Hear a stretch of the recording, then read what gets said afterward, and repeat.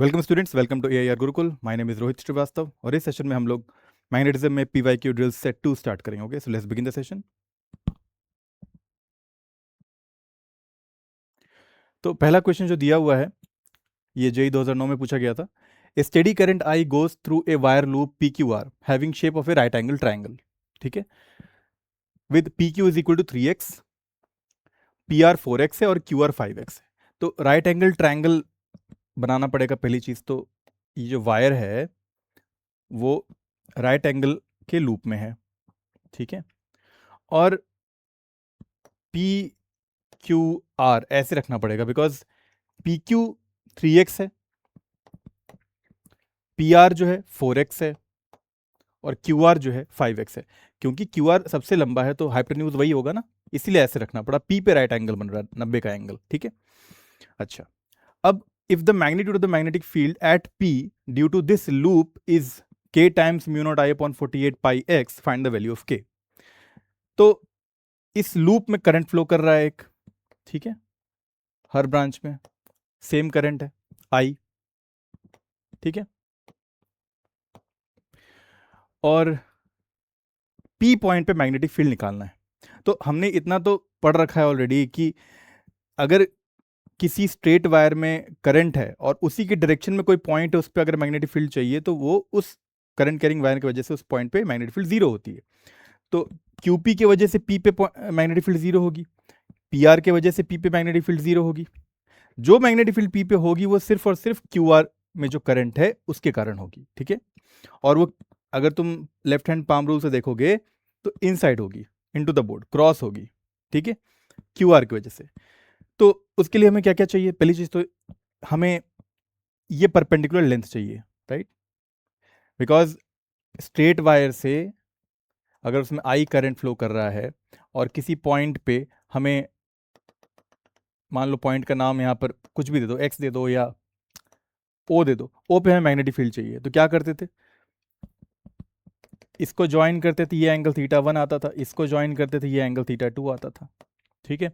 तो O पे magnetic field का फॉर्मूला आता था mu naught by 4 pi I upon में ये लेंथ रखते थे A, perpendicular length A, right, और साथ में रहता था ये वाला एंगल, इस पॉइंट पे निकालना है तो इस पॉइंट से जोड़ने वाला इस एंड को, first end of the wire, वो एंगल जो बना रहा है साइन θ1 प्लस θ2 एंगल नीचे वाला एंड जो बना रहा होता है, यही होता है ना। किसी भी स्ट्रेट फाइनाइट लेंथ की कोई वायर है, उसमें करंट फ्लो कर रहा है तो उसके वजह से मैग्नेटिक फील्ड का फॉर्मूला, ठीक है, वही कॉन्सेप्ट यहां लगेगा। क्यू आर फाइनाइट लेंथ की है तो परपेंडिकुलर लेंथ हमें चाहिए होगी, ठीक है।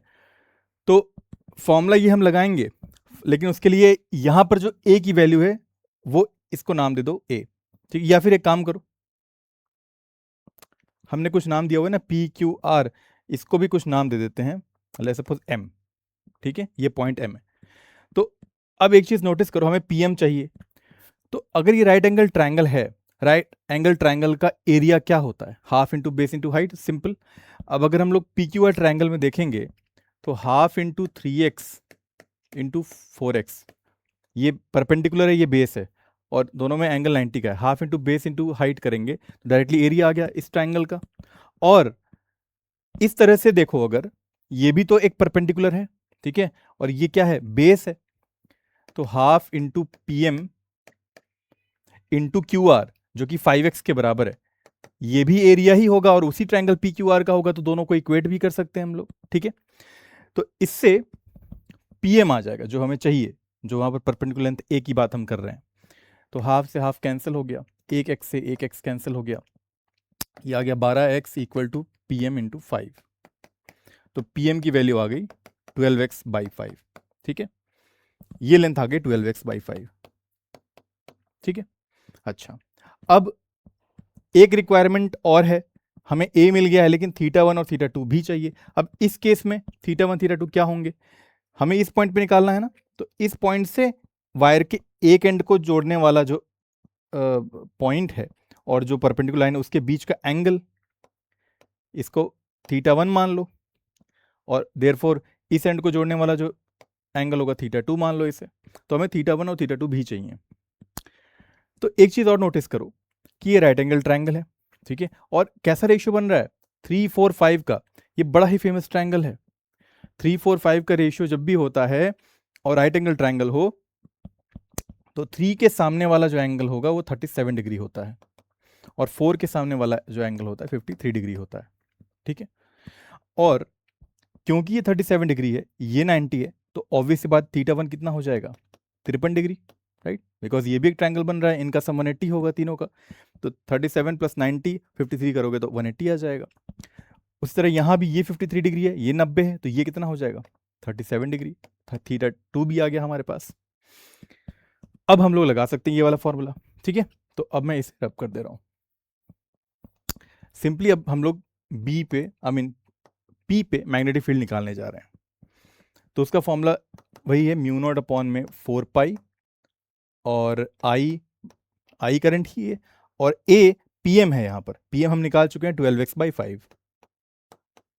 ठीक है, और sin θ1 + sin θ2 यही करना होता है, राइट। जरा सिंप्लीफाई कर लो, 5 ऊपर चला जाएगा, 5 μ0I/में 48πx आ रहा है, 12 4 48 होता है। अब sin θ1 क्या होगा, sin 53 डिग्री प्लस sin θ2 क्या होगा, θ2 37 है, तो sin 37 डिग्री क्या आ गया 5 μ0I/में 48πx। और वापस से अगर हम लोग देख लें ये वाला ट्रायंगल 37 53 डिग्री वाला, ये अगर 37 है, ये 90 है और ये 53 है, तो क्या होगा साइन 37, अच्छा ये 3 होता है, 53 वाला 4 होता है सामने उसके, और ये 5 होता है, तो साइन 37 हो जाएगा 3/5। ठीक है, और साइन 53 डिग्री क्या होगा 4/5, ये 4/5 आ गया और साइन 37 आ गया 3/5। तो ये क्या हो गया 5 μ0I/में 48πx और ये हो गया 7/5। 5 से 5 कैंसिल, आंसर आ गया 7 μ0I/में 48πx। और क्वेश्चन में ऐसा ही कुछ आ रहा है, k टाइम्स μ0I/48πx, k इसमें पूछा है, k की वैल्यू 7 हो जाएगी, तो ऑप्शन डी इज राइट। ठीक है, आगे बढ़ते हैं। ये क्वेश्चन एडवांस का है, 2017 का पूछा है। A uniform magnetic field B exists in the region between x = 0 to x = 3r/2। ठीक है, ये रीजन 1 है, इसमें कोई मैग्नेटिक फील्ड नहीं है। रीजन 2 में मैग्नेटिक फील्ड है, इनटू द बोर्ड है और 3r/2 लेंथ तक फैली हुई है, x = 0 से 3r/2 तक, pointing normally into the paper. A particle with charge +q and momentum p directed along x axis enters region 2। इस पॉइंट P1 से एक चार्ज +q को एंटर कराया गया रीजन 2 में। ठीक है, और इसका जो पोजीशन है जिस पॉइंट से एंटर कर रहा है वो इस O से नीचे की ओर है -r। ठीक है, लिखा हुआ है P1 से एंटर कर रहा है y = -r पे। Which of the following options is और आर करेक्ट। ठीक है, और अगेन रीजन 3 में भी कोई मैग्नेटिक फील्ड नहीं है। ठीक है, तो पहला ऑप्शन जो कह रहा है ये चेक करना पड़ेगा हमें।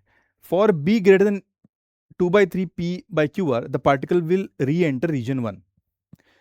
अच्छा, रीजन 1 में री एंटर करने के लिए क्या चाहिए, इसको ऑब्वियस सी बात है सर्कुलर मोशन में आना पड़ेगा, सर्कुलर मोशन कंप्लीट करना पड़ेगा, तभी रीजन 1 में आ सकता है। और अगर तुम देखो यहां पर जैसे एंटर करेगा कुछ वेलोसिटी होगी इसकी, राइट, और बी जो है अंदर की ओर है, तो V cross B magnetic force कैसे लग रहा है ऊपर की ओर, है ना, और यही मैग्नेटिक फोर्स जो है इसमें एक घुमाव पैदा करेगा जिसकी वजह से इसमें एक सर्कुलर मोशन डेवलप होगा और देयरफॉर एक सेंट्रीपिटल फोर्स डेवलप होगा। तो सेंट्रीपिटल फोर्स कैसे होता है, mv²/r होता है ना, और क्योंकि v क्रॉस b कर रहे हैं तो v और b के बीच में एंगल ऑलरेडी 90 का है, तो v b sin 90 आ जाएगा और फोर्स qvb आ जाएगा मैग्नेटिक फोर्स, तो qvb should be equal to mv²/r। ठीक है, अच्छा अब री एंटर करने के लिए रीजन 1 में इसको कैसा कर्वेचर पाथ कवर करना पड़ेगा, कुछ ऐसा ना, यानी कि इस एंड को छूते हुए टच करते हुए वो घूमते हुए वापस जो आए रीजन 1 में आए, तभी पॉसिबल है। ठीक है, तो r की वैल्यू, रेडियस कितना होना चाहिए उस केस में, अगर मान लेते हैं रेडियस जो है वो 3r/2 है, लेट्स सपोज 3r/2 रख के देखते हैं, तब उस केस में b क्या आता है देखते हैं। देखो v से एक v तो कट ही गया, तो तब बी की वैल्यू आ रही है, अच्छा एम वी जो रहता है वो पी होता है, मोमेंटम पी अपॉन में, और ये 2 ऊपर चला गया, 3r, और चार्ज क्यू स्मॉल क्यू लिखा हुआ है, एक्चुअली यहाँ पर प्लस कैपिटल क्यू दिया हुआ था, देखो 2p/3r क्यू आ रहा है बी, और यहाँ पर भी 2/3p/qr दिया हुआ है। ठीक है, हम लोग उसी क्या कहते हैं रिलेशन में आ गए जो ऐसा कुछ ए ऑप्शन में लिखा है, लेकिन यहां पर ग्रेटर देन का साइन है, इसको समझना पड़ेगा। कह रहा है कि अगर ग्रेटर देन होगा इससे, तभी पार्टिकल जो है रीजन 1 में री एंटर कर सकता है। हमने लिया कि जब r की वैल्यू 3r/2 है, ठीक है, अगर मान लो इससे ज्यादा होती है बी की वैल्यू, मैग्नेटिक फील्ड की वैल्यू, तब क्या होगा, मैग्नेटिक फील्ड की वैल्यू की स्ट्रेंथ बढ़ गई, देयरफॉर QEB जो फोर्स है, मैग्नेटिक फोर्स जो कि सेंट्रीपिटल फोर्स बना रहा है, घुमाव पैदा कर रहा है, वो ज्यादा हो जाएगा। और अगर वो ज्यादा हो गया तो जाहिर सी बात है इसकी टेंडेंसी, मैंने कहा ना कि तभी ये पॉसिबल है इसका आना रीजन 1 में, जब इसमें घुमाव ज्यादा हो, सर्कुलर मोशन ज्यादा हो। बी की स्ट्रेंथ बढ़ा दोगे तो इसमें घुमाव और ज्यादा बढ़ जाएगा, और ये और अच्छा कर्वेचर बना के और पहले से टर्न करके ये रीजन 1 में इसके आने की संभावना और बढ़ जाएगी। तो यस, बी की वैल्यू ग्रेटर देन होगी 2p/3qr से, ठीक है, तो ये री एंटर कर जाएगा फॉर श्योर इन रीजन 1, ठीक है, therefore option A is right. अब आते हैं सेकंड ऑप्शन को चेक करने में। For B is equal to 8p/13qr, the particle will enter region 3 through the point P2 on X axis. अच्छा, अब देखो इसके लिए मैं नेक्स्ट पेज में जा रहा हूं। कह रहा है कि कुछ बी दिया हुआ है यहां पे, पहले उसको नोट कर लेते हैं। बी की वैल्यू 8p/13qr है, बी की वैल्यू 8p/13qr है। अगर इतना बी रहता है, इतना मैग्नेटिक फील्ड रहता है इस रीजन 2 में, तब अगर पार्टिकल P1 से एंटर करता है क्यू चार्ज का, तब ये क्या होगा, रीजन 3 में एंटर कर जाएगा, P2 से पास करता हुआ, P2 पॉइंट से पास करता हुआ रीजन 3 में एंटर कर जाएगा, ऐसा कह रहा है। अगर ये बी रखते हैं तो क्या ये बात सही है, नहीं, इसे चेक करना है, ठीक है। तो क्या करें, अच्छा अब देखो, अगर ऐसा हो रहा है, कर्वेचर तो बन ही रहा है, तभी ये P2 से क्रॉस करता हुआ रीजन 3 में जा सकता है। और ये कर्वेचर कैसा है, सर्कुलर मोशन का एक पार्ट है, तो सर्कुलर मोशन है तो कहीं ना कहीं सेंटर भी होगा, सेंटर कहीं यहां पर होना चाहिए, बिकॉज तभी पॉसिबल है ना, ऐसा कुछ रेडियस बनता हुआ, मान लेते हैं सेंटर यहां पर C नाम का है, ठीक है। तो अगर रेडियस ये है R, complete radius, right, centre से जहां से एंटर कर रहा है वही ना रेडियस होती है R, तो हम लोग क्या लिख सकते हैं, mv²/r, ये सेंट्रीपिटल फोर्स है, किस कारण से बन रहा है, मैग्नेटिक फोर्स के कारण, QVB के कारण, तो QVB, ठीक है। और B की वैल्यू इतनी जब है तभी ये पॉसिबल है कि कर्वेचर करता वो P2 पॉइंट से रीजन 3 में जाए, ऐसा क्वेश्चन, ऐसा ये पॉइंट कह रहा है। तो B की वैल्यू भी रख देते हैं, QV 8p/13qr, ठीक है, एक V से एक V कट गया, MV की वैल्यू आ गई p/r, और यहां रह गया Q8p/13qr, ठीक है, P से P भी कट गया। R की वैल्यू क्या आ रही है,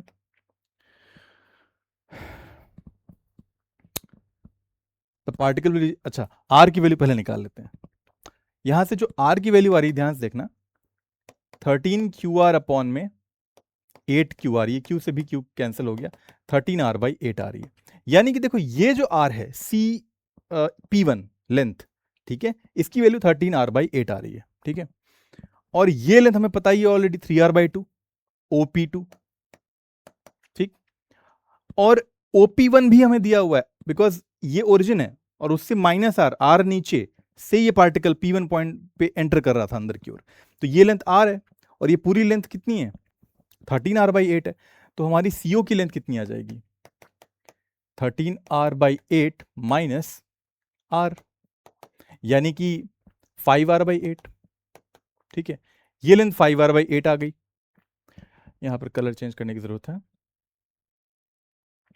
देखो ये लेंथ आ गई है 5r/8, ठीक है, और ये लेंथ जो है 3r/2 है।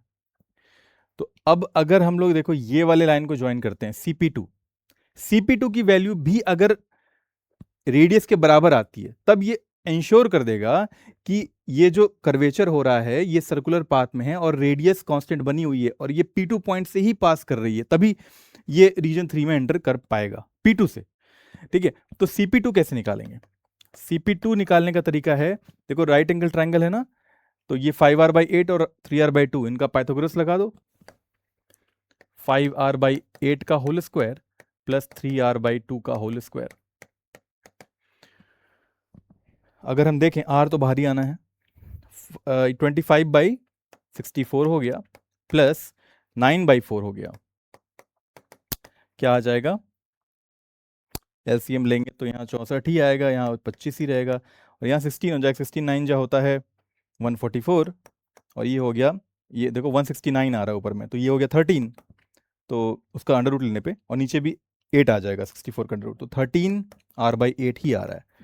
CP2 की वैल्यू भी 13r/8 आ रही है, ये लेंथ भी 13r/8 है, और CP1 भी 13r/8 है, यानी कि प्रॉपर सर्कल है ये, यहां से लेके यहां तक, और ये P2 से ही पास करता हुआ रीजन 3 में जा रहा है, और इस B के लिए ही ऐसा आ रहा है, राइट? ये जो B दिया हुआ था, यानी कि जो ऑप्शन B दिया हुआ है वो भी सही है, ये भी सही है कि इस B के लिए पार्टिकल जो है रीजन 3 में एंटर कर जाएगा, कर्वेचर, सर्कुलर कर्वेचर करता हुआ P2 से क्रॉस करता हुआ, P2 पॉइंट से, इसलिए B ऑप्शन भी सही है, ठीक है। अच्छा, अब C ऑप्शन चेक करते हैं। इसमें कह रहा है when the particle re-enters region 1 through the longest possible path in region 2, the magnitude of the change in its linear momentum between point P1 and the farthest point from y-axis is p/√2, ठीक है। तो इसको मैं यहीं solve कर दे रहा हूँ, C part के लिए हम लोग देख रहे हैं, ध्यान से देखना। अगर रीजन 1 में इसको वापस आना है तो ऑब्वियस सी बात है कि सर्कुलर पाथ कंप्लीट करना पड़ेगा। तो और ये भी कह रहा है कि magnitude of change in its linear momentum between point P1 and the farthest point from y axis.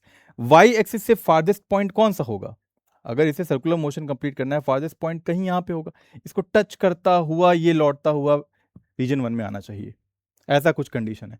और यहां पर मोमेंटम कितना है, ध्यान से देखना, m इंटू यहां की वेलोसिटी v, और वैसे भी हम जानते हैं कि मैग्नेटिक फील्ड में परपेंडिकुलर अगर मैग्नेटिक फील्ड है और v का मोशन उसके परपेंडिकुलर है फील्ड के, तो वेलोसिटी चेंज नहीं होती है। तो यहां पर अगर वेलोसिटी v है, पार्टिकल का मास m है, तो फारदेस्ट पॉइंट जो होगा वो ऐसे कुछ होना चाहिए, वहां भी वेलोसिटी v ही रहेगी, मास m है ही, वहां भी मोमेंटम सेम ही रहेगा, ठीक है। तो यहां पर मोमेंटम p है और यहां भी मोमेंटम p है, फारदेस्ट पॉइंट ही है ये, बिकॉज और कहीं लोगे तो फारदेस्ट नहीं होगा y से, यही है जो इस y एक्सिस से फारदेस्ट है, फिर आगे बढ़ जाएगा तो फिर और करीब आ जाएगा। तो यहां पर मोमेंटम पी आई कैप है, यहां पर मोमेंटम पी जे कैप है ना। तो चेंज इन मोमेंटम क्या हो गया, P J cap final momentum minus P I cap, right. और अगर इसका मैग्नीट्यूड ले लेंगे तो कितना आ जाएगा, under root of P square plus P square, यानी कि √2p आ जाएगा, और यहां दिया हुआ है p/√2, तो यानी कि ये ऑप्शन गलत है, ठीक है। √2p दिया होता तो सही होता, ठीक है, चेंज इन मोमेंटम का मैग्नीट्यूड। अब डी ऑप्शन कह रहा है for a fixed B particles of same charge q and same velocity v, the distance between the point P1 and the point of re-entry into region 1 is inversely proportional to the mass of the particle। तो re-entry की बात की है reason 1 में, तो circular motion तो होगा और रेडियस भी आएगा उसमें फिर कहीं ना कहीं, तो रेडियस का फॉर्मूला क्या होता है, या फिर रेडियस तुम निकाल ही लो। हम जानते हैं कि यहाँ सेंट्रिपिटल फोर्स जो लग रहा होता है mv²/r, वो मैग्नेटिक फोर्स QVB के कारण होता है। QV क्रॉस B लिखोगे तो VB sin 90 होगा, बिकॉज V और B के बीच में एंगल 90 का है, यही आ जाएगा QVB, ठीक है। और यहाँ Q जो है वो एक्चुअली में कैपिटल Q है, तो QVB लिखना ही सही रहेगा, राइट। तो उस हिसाब से R की वैल्यू क्या आ रही है, mv में QB आ रही है, यही रेडियस का फॉर्मूला भी होता है, हम डिराइव कर चुके हैं, ठीक है। तो अब देखो यहां पर कह रहा है कि the distance between the point P1 and the point of reentry into region 1, ये पूरा पार्ट क्या होगा, देखो कहीं ना कहीं अगर सेंटर है, ठीक है, तो ये पूरा डायमीटर बन रहा है ना 2r, तो वो जो 2r है is inversely proportional to the mass of the particle. r तो डायरेक्टली प्रोपोर्शनल टू m दिख रहा है ना, तो 2r भी तो डायरेक्टली प्रोपोर्शनल टू m ही होगा, राइट। यहां इनवर्सली की बात की गई हुई है, तो ये ऑप्शन भी गलत है, ठीक है। ऑप्शन ए और बी ही सिर्फ सही है, ठीक। अच्छा, आगे बढ़ते हैं। ये क्वेश्चन IITJ 1992 में पूछा गया था। इसमें कह रहा है a straight segment OC of length L meter of a circuit carrying a current I ampere is placed along the x-axis. Two infinitely line straight wires A and B, each extending from z equal to minus infinity to plus infinity, two are fixed by y equal to minus a meter and plus a meter, y equal to plus a meter respectively. तो देखो ये ऐसा कुछ setup है जहां पर दो wires हैं, एक बी से एंटर हो रहा है, देखो वायर क्रॉस लिखा हुआ है ना, तो ऐसे है वायर, ठीक है, बी पॉइंट पे, ठीक है, और यहां पे भी ए पॉइंट पे क्रॉस है तो अंदर की ओर है, वाई एक्स पे है लेकिन है जेड प्लस जेड अंदर की ओर, ठीक है, इनटू द बोर्ड, और इन्फिनिटली लॉन्ग है ये वायर जिसमें करंट आई फ्लो कर रही है दोनों में, ठीक है, और साथ ही साथ एक स्ट्रेट सेगमेंट ओसी एल लेंथ का, ठीक है, उसमें भी करंट आई फ्लो कर रही है और इसकी लेंथ एल है, यहां पर ओसी एक्स एक्सिस पे रखा हुआ है ये, ठीक. तो पूछा है if the wires A and B, ये दोनों वायर्स ए और बी जो हैं, each carry current I ampere into the plane of the paper, obtain the expression for the force acting on the segment OC. OC जो L length का है ना, उसमें कितना फोर्स लग रहा होगा इन दोनों वायर्स के कारण जिसमें करंट आई है, जो कितनी दूरी पे रखी हुई है, ये यहां देखो y इक्वल टू माइनस ए और y इक्वल टू प्लस ए मीटर पे, तो ये y एक्सिस पे a मीटर ऊपर है और ये a वाली जो है a मीटर नीचे है माइनस ए पे, ठीक है. तो अब देखो यहां पर कुछ ज्योमेट्री का इस्तेमाल करना पड़ेगा टू अंडरस्टैंड द फोर्सेस. मान लेते हैं यहां पर एक एलिमेंट है छोटा सा, बिकॉज एल लेंथ का है कंडक्टर यहां पर ओसी, लेकिन उसमें एक छोटा सा एलिमेंट मान लेते हैं dx लेंथ का पहले तो, और वो x दूरी पे है मान लो यहां से ओरिजिन से. तो इस फर्स्ट ऑफ ऑल ये जो b पॉइंट पे जो वायर जा रहा है अंदर की ओर z एक्सिस में इन्फिनिटली लॉन्ग, इसके वजह से मान लेते हैं ये डिस्टेंस r है, ठीक है, इसके वजह से जो मैग्नेटिक फील्ड होगी dx पे कैसी होगी. First of all infinitely long straight current carrying wire से किसी पॉइंट पे मैग्नेटिक फील्ड कितनी आती है, उसका फॉर्मूला होता है म्यू नॉट आई अपॉन में 2 पाई आर, ठीक है. फिर से बता दे रहा हूं, ये हमारी इन्फिनिटली लॉन्ग वायर है और किसी पॉइंट पी पे हमें मैग्नेटिक फील्ड चाहिए, तो यहां पर एक परपेंडिकुलर डिस्टेंस खींचनी पड़ती थी आर, ठीक है.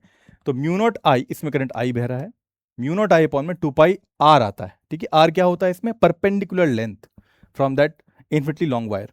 वही कॉन्सेप्ट यहां पे, ये जो वायर है देखो अंदर की ओर है, ठीक है, और आर जो है इसमें बिकॉज अंदर की ओर है, इस dx पे मैग्नेटिक फील्ड चाहिए, तो आर ही जो है वो परपेंडिकुलर लेंथ होगा ना इसमें, तो हमने इसको शो कर दिया आर. आर निकल भी जाएगा under root A square plus X square से, वो हम बाद में करेंगे, लेकिन मैग्नेटिक फील्ड की पहले डायरेक्शन देखो.